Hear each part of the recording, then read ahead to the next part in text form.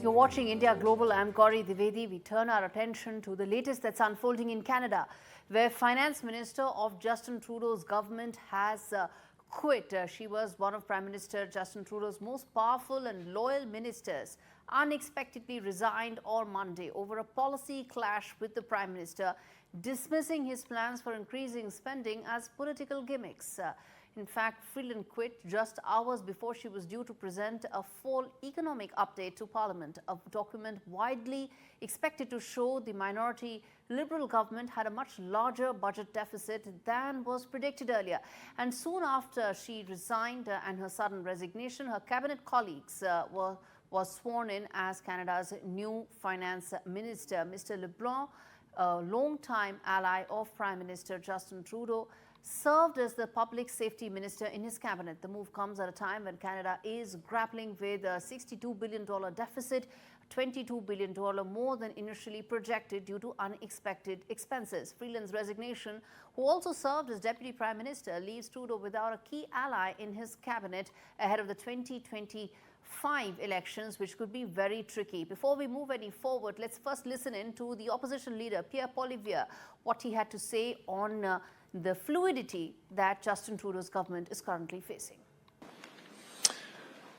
What we are seeing is the government of Canada itself is spiraling out of control right before our eyes and at the very worst time. Today, mere hours before Trudeau's finance minister was to deliver a fall economic update that was expected to smash through her already massive deficit targets, she announced she no longer has confidence in the Prime Minister. Canadians were already anxious about the reckless $40 billion deficit the government had announced last spring, but today, in mere hours, they were expected to learn that it was much higher than that, threatening our social programs and our fiscal stability right in the middle of a potential trade war. What does this mean in terms of Trudeau losing his key ally? We put out the big questions that we would put to our guests joining us in a minute, which is first and foremost, is the Trudeau government now on the brink of collapse? The second big question we ask on the debate is Canadian economy now under intense pressure. Remember, spending is already more than what it was anticipated. The deficit is much higher than what it was budgeted for. And there are going to be the Trump tariffs come January. And the third important question we ask is how will Canada offset those Trump tariffs given its present economic situation? Let's put that out. Before we get, we'll get Professor Swaran Singh in just a bit. And we also have Mitali Nikore, who is an economist, joining me on the show. Mitali, let me put this to you in terms of the fluidity that the Canadian government, the Canadian economy is facing right now. How do you see it? There's political uncertainty and there is an economic crisis brewing as well. Absolutely. I mean, Gaurie, this is one of the situations that no economy wants to find itself in, where, the economic leadership of the country, resigns just before a massive trade war is coming. And I do feel that there's going to be a re-engineering and a renegotiation even of the North Africa Free Trade Agreement, or NAFTA, as we call it, because, Trump has not only talked about tariffs in between the US and Canada, but also between the US and Mexico. So, a lot of new global supply chains are going to emerge, and a number of emerging economies like India, the UAE, and East Asia actually stand to benefit from, the proposed tariffs that President Trump is coming up with. And in this situation, I think an economy like Canada really needs to play to its strengths, really needs to shore up its banking sector, really needs to shore up its oil and gas sector, and also innovation and renewable energy. But we are not seeing that kind of leadership. And, this is how a lot of emerging economies react, not one of the most developed economies in the world. Right. Let's also get in Professor Singh. He's a fellow of the Canada Global Affairs Institute and a former visiting professor and scholar of the University of British Columbia. Professor Singh, always good to have you on the show. How do you see the present developments, the political uncertainty that Justin Trudeau is facing? I think, Gaurie, it's a story almost now going to be 2 years since continuously one after another challenge to Justin Trudeau's leadership. What is interesting is increasingly the challenge has now come from within his Liberal Party. And now the Deputy Prime Minister and Finance Minister, who has her own very strong reputation, has herself resigned, questioned his leadership. Jagmeet Singh, the new Democratic Party, which was also a supporter of coalition government of Justin Trudeau, is also asking for his resignation. I think situation is becoming increasingly untenable for him to continue. And in that sense, I think it is going to be perhaps time that he has to think of leaving. Canada in general has been facing enormous problems of inflation, of fiscal deficit, and budget has been a major problem from the targeted 60 billion, 40 billion. Now it is reached already 60 billion. Health crisis of healthcare, housing crisis, inflation, price rise, and so on. And on top of it, now President Donald Trump threatening to have another tariff war with Justin Trudeau. In that sense, I think this resignation of Vice Prime Minister, particularly questioning his whole audacity to sustain his leadership by GST holidays, sales tax holidays, and so on, when he needs to really control fiscal deficit, is something that I think is becoming increasingly untenable, questioning his leadership. And I think this is time for him that I think increasingly not only media and opposition or several other civil society people, but his own party is now asking. I understand that already 8 members of parliament have publicly spoken asking for his resignation from within his own But party. still he stays. Remember, on Still he October continues. 28 was earlier a Still secret he letter asking him to continues. resign.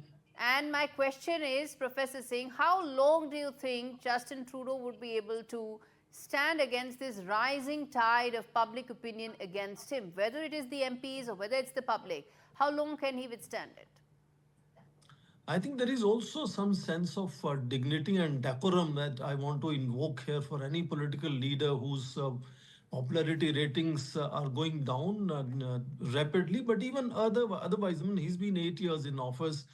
From 40% votes that elected his party in 2015 to coming to 33% in his snap elections of 2019, then again 2021 to 32%. So gradually Liberal Party itself has been losing the public support over years. And of course, Prime Minister Justin Trudeau, as I'm saying, is becoming increasingly not only unpopular, unacceptable to his own ministers, to his own senior leaders, to his own party members, to his coalition partners, and so on.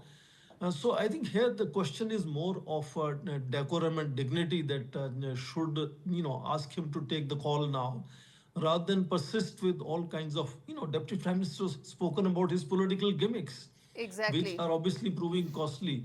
So in that sense, I think dignity and decorum is something that he needs to look at now, as this is time for him to go then, perhaps. Mitali, you want to come in there in terms of the gimmicks that the former finance minister mentioned, and also the fact that there is erosion of political capital as far as Justin Trudeau is concerned, because these public statements really erode the authority of the office of the Prime Minister, doesn't it? Absolutely, absolutely correct. And I completely agree with Sir as well. I mean, at the end of the day, what does the Canadian public want today? I mean, I have so many friends who are living there. I have so many, young people from my team who've gone there to study. And the one aspiration that people have is to have good jobs, is to have a decent standard of living, is to have an affordable cost of living. And on all of these 3 fronts, the government, is supposed to support the people and is supposed to put in policies to actually ignite growth and to bring, the cost of living down. But they have not been able to do this because they have not been able to bring in innovative economic policies. And, even if you bring to the people 2 or 3 economic policies which they look at and they say, yes, this can work. For example, looking at public-private partnerships in infrastructure, and, Canada has such a strong, thriving education economy. It can really leverage that to, create more jobs and to create global centers of excellence. And I mean, Canada also has done so much innovation now on renewable energy. It should be taking that to the global markets. But this kind of, visionary leadership which you require from the Prime Minister is actually missing at this point. I mean, the Prime Minister should be taking. I'll tell you what is happening. Elections are around the corner. and the easiest way to go about winning elections is by doling out freebies. Something that an economy cannot afford, Professor Singh, at a time when there are Trump tariffs pretty much now, about 5 weeks away, 6 weeks away tops. So in that situation, how do you see the Justin Trudeau government surviving going forward, given the fact that, there are tough times ahead? Indeed, Gaurie, you rightly put it. It's not just the political challenge or political crisis that we have to look at. It's also the economic challenge and economic crisis that one has to look at. Chrystia Freeland has been a very senior minister. She was trade minister, she was foreign minister, she was now finance minister. She had negotiated trade deals with the United States over years. And in that sense, if in her judgment, this is something which absolutely needs to be handled with enormous care and popularity. Populism should not be guiding the policy in terms of economic decision making to deal with the fiscal deficit, which is enormous now, is something that is also making it very clear that the clear advantage will therefore go to the opposition if there are snap elections again. I think the mood of the nation is very clearly, with the anxiety about the price rise and housing Exactly. and healthcare becoming difficult. So it's as much an economic challenge which Canada is really facing. And in that context, Yes, coming off President Donald Trump and talking about 20% rise, 25% exactly. rise, when you have 75% of exports of Canada are only aimed at United States. So I think it's an economic challenge as well. Indeed, there are economic challenges, there are political uncertainties, and most importantly, you have a Prime Minister whose authority and capital may have been eroded. Thank you so much, both of you, for taking out the time and speaking to me on India Global.